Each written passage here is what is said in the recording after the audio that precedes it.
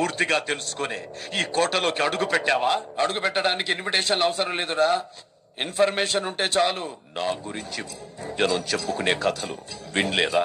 ఏమిటి ఆ చందమామ కథలు? సాక్షాత్తు శ్రీకృష్ణదేవరాయలే నా రూపంలో తిరిగి పుట్టాడని ఇక్కడి జనం కథలు కథలుగా చెప్పుకుంటున్నారు తెలుసా? నువ్వా శ్రీకృష్ణదేవరాయల? Bloody fool! ఎవరనుకున్నావు కృష్ణదేవరాయలంటే?